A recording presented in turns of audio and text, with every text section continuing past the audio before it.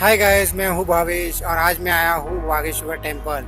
तो इस टेम्पल की क्या खासियत है ये आज मैं आपको इस वीडियो में दिखाने वाला हूँ। मंदिर में कैसे आ सकती हो, मंदिर की टाइमिंग क्या है, मंदिर आने से पहले आपको किन चीज़ों का ध्यान रखना है, ये सारी बातें आपको इस वीडियो में बताने वाला हूँ। तो वीडियो को लास्ट तक देखना जरूर। तो देखिए वागेश्वर टेम्पल जो कि वाघोली में है।